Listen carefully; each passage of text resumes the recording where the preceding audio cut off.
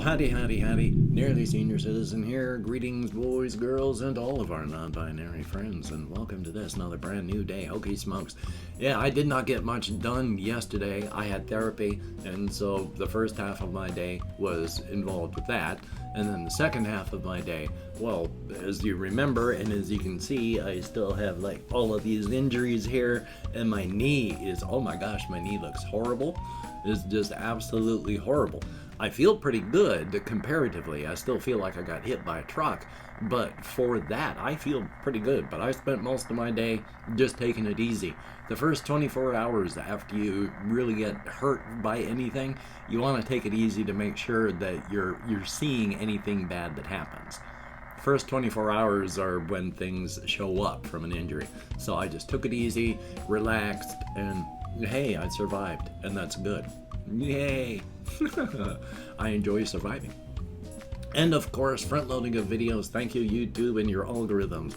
Hey, if you could toss me a like, that'd be very cool. I appreciate all the positive validation I get. If you could subscribe to the channel, that too would be very cool. If you could leave me a comment, very cool. I enjoy every comment. I read every one. I thumbs up each one I do, which again is all of them.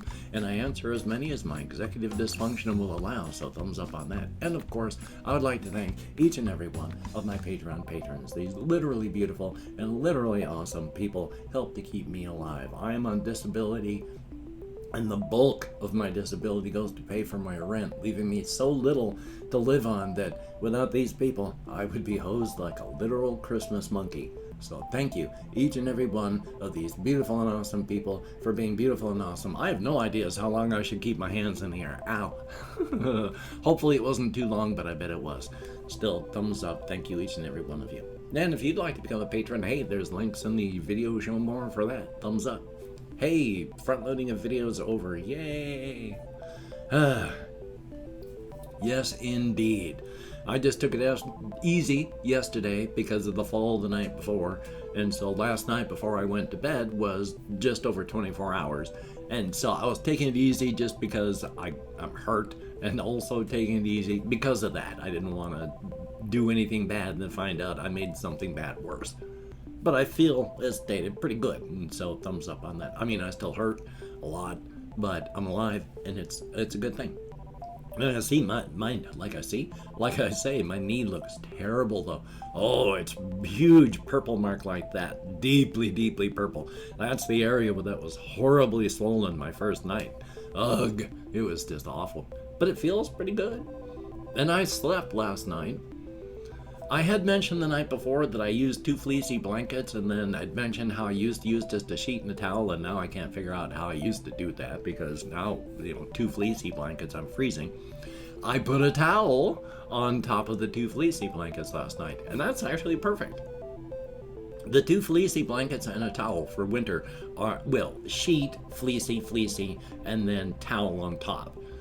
And that keeps me warm without being too warm, and it's awesome. While I slept, and that's very good. Now I say while I slept, because hokey smokes. I spent most of my life, literally up to like I was age 52 or 50 or such, being a night owl. I would drag all day, just unable to do anything, and just being, I can barely keep my eyes open. And then the sun would go down, and I was like this. And so I worked graveyard for so many years, not because, hey, I think it's this or that, because that's when I was awake. So I worked graveyard. And then I tried to switch to being a daytime person my whole life, while married to my wife. I was never really able to do it, so during the day I dragged, and during the nighttime I was wired. After my wife's death a few years ago, I started becoming a daytime person. So when it gets dark, I generally start getting tired. Last night, I had some falling asleep issues after I went walkies. And I went walkies, and it was nice. It was cold. I still scuffed my feet because, yeah, I've got neuropathy, but I didn't fall. I'm paranoid about that. And when I got back, I sat here, I ate some stuff, I was watching videos, and I did have a period of trying to stay awake. And in fact, I fell asleep a few times. When it's warm, I fall asleep, and I can't think well. When it's colder, I can do it, so I've got to make sure to keep it cooler in here so I don't fall asleep like last night. But then I decided, you know what, I'm falling asleep. I need to go to bed. But right then, 11:30, I started to wake up. And I was energized. Which I had taken my Ritalin, around 6 or 7 o'clock. So by this time, I'm running out of Ritalin. I'm just running on my normal body. And I'm suddenly energized. I did a lot of stuff last night. When I say a lot of stuff, I don't mean I went out and I built a shed or anything. I just did some cleaning up here, moved some stuff, did some other things. And it was like 45 minutes to an hour of doing things instead of trying to fall down, trying to lie down and sleep because I was wired. So that was fun, but when I did lay down and start to sleep, I fell asleep, and that was good, a very good thing. Now, I did have therapy yesterday, so I talked with my therapist. He's still very pleased, as, again, he is a sort of person who believes in narrative therapy. You have problems in your life, fictionalize it, write situations where you can have a different outcome so that you can control what's happening in your life. You can't really control it, but you're controlling it through narrative. So he's always happy to hear now about what I'm talking about with all of my various things, and he likes it, and it's good stuff. He likes mostly, of course, because of how it's helping me, because he has not co-workers, but there are therapists out there that they just are immediately, it's like, if you can't point to it on an anatomical map, it doesn't really exist. Where's the subconscious? That sort of thing is still pretty contested. Point to it on a map of the anatomical brain where the subconscious is. Show me where the unconscious is. You can't find it, it's not really there. I can understand that. But at the same time, there is something that happens below our conscious level.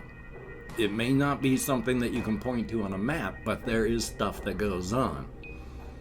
So I use my subconscious, and it does stuff very, very well. It's using symbolism, allegory, metaphor, and analogy, and then I pick up on it afterward. So that's cool. And he is, as he correctly points out, I'm using a lot of it to deal with, hey, I'm having my midlife crisis, existential crisis, who I'm not. And I've learned more about myself in this last year than I've known in the past 58. So who I am is not who I thought I was for 58 years. Crisis of identity. I'm doing that with my cryptid stuff. I'm dealing with grief. Well, there's Iron John. He's really dealing with grief. There's trying to, I cocoon and then I reach out again, and I cocoon and then I reach out. And in my fiction, in this setting, there's the setting where it bursts out and then fades back and bursts out and fades back. And the Apple Rock Kaiju itself, it settles down and it comes back out, and it's all in big cyclical stuff. There's a lot of stuff my subconscious is doing.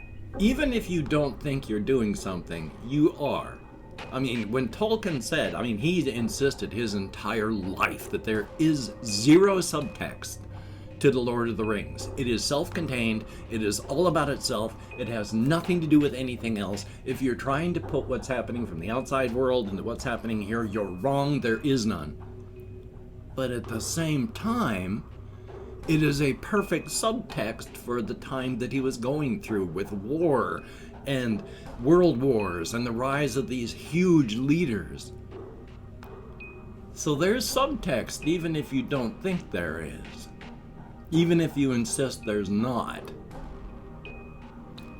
So yeah, my subconscious that you can't even point to an anatomical map of the brain is really in charge of a lot of what's going on up here. And that's okay. As I state, learning about yourself is good. Thumbs up on that.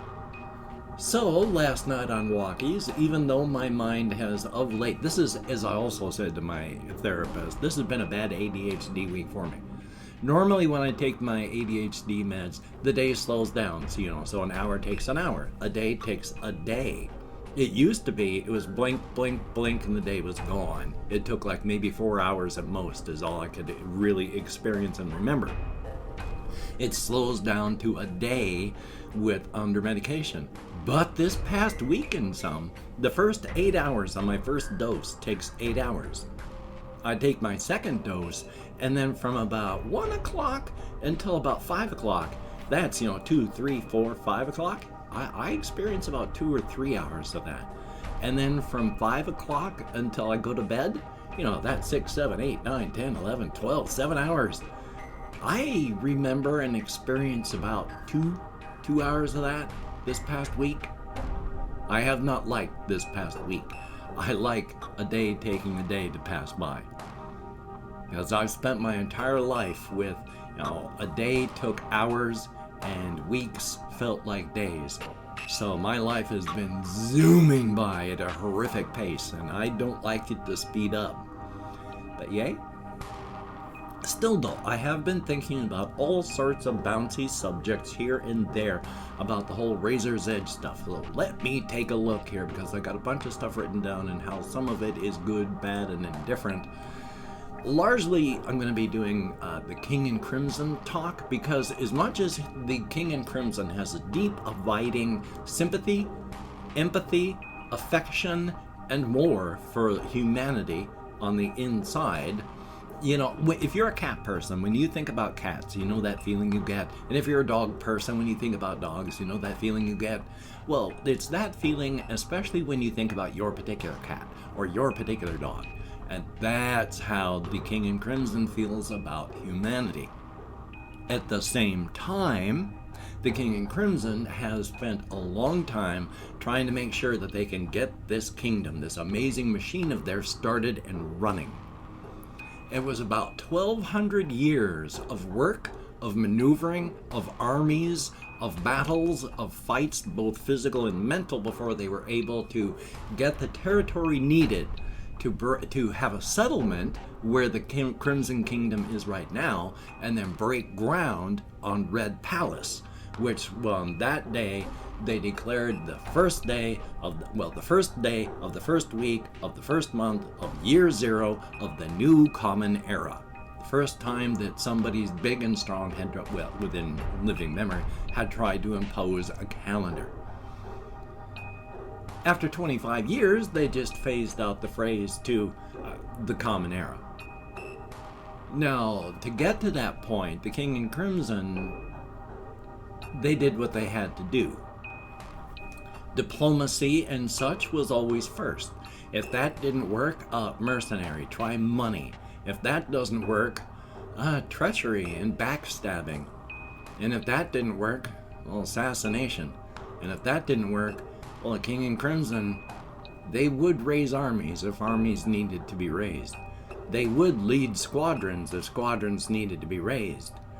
If enemy soldiers needed to be killed, they would be there with their armies killing enemy soldiers.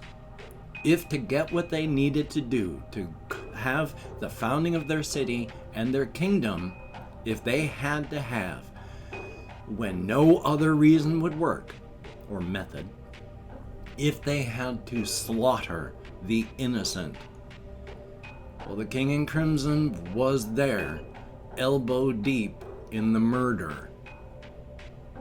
It was that important. Currently, the current day, that makes sense, doesn't it? The current time in contemporary times where the story is taking place, it is year 1214 CE, Common Era.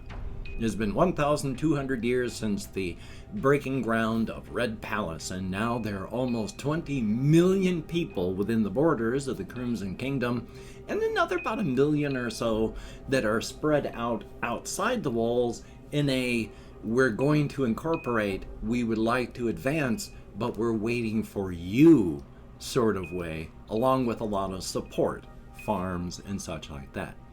Because with the Crimson Kingdom and Red Palace, it's all right at the focal point, the midpoint of the inside island, where all the energy from the infinite ocean of potential and possibility washes through, up, and then out through the doorway, the transition point of the razor's edge, and then out into the outside universe. That's right where the Crimson Kingdom and Red Palace is, and they have infinite riches and infinite resources there, which is why they fought so hard to get their kingdom. Does everybody know that they have infinite riches because of all this?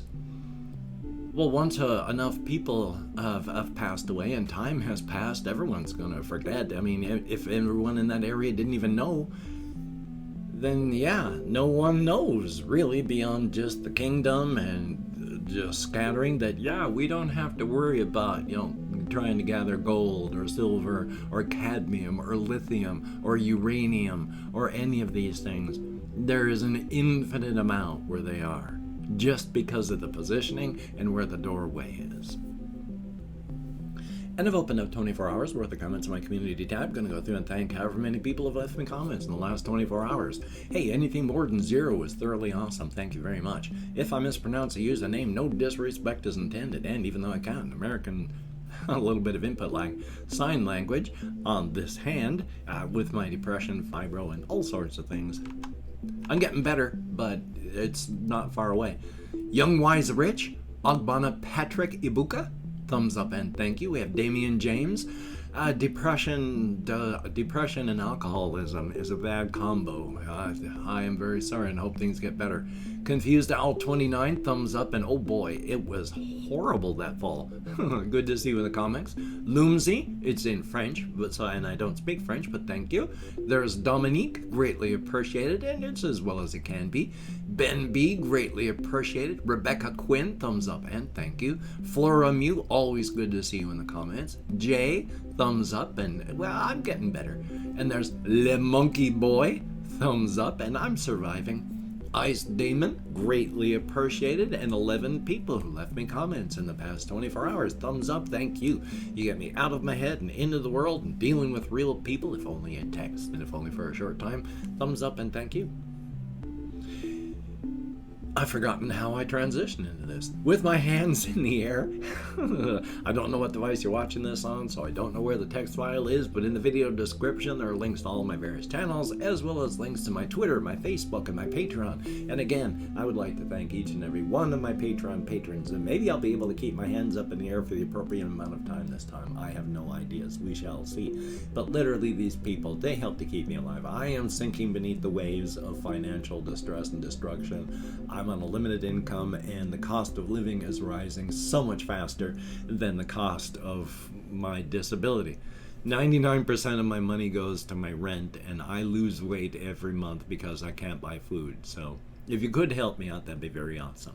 Now, if you'd like to help me out without becoming a patron, I do have a PayPal link in the description. And if you'd like to help me out without sending any money at all, there's also an Amazon wish list link with stuff like cat food on it. So if you could check that out, that'd be very cool.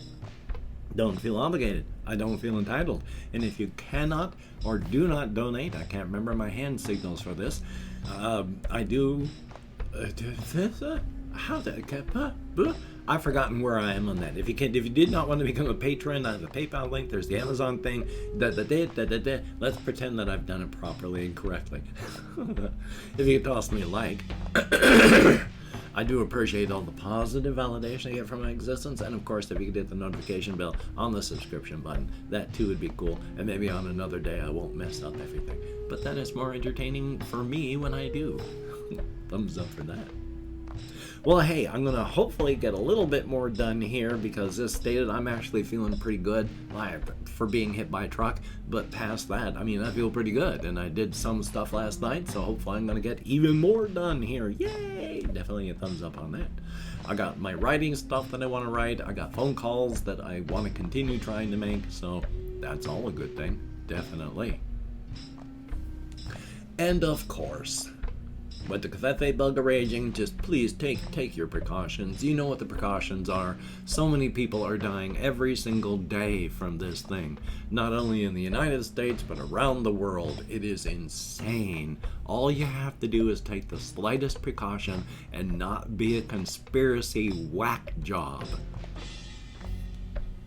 So, until we meet again, you take care. Have a great day today. I will see you on the flip side, and that is, quite frankly, a very good thing.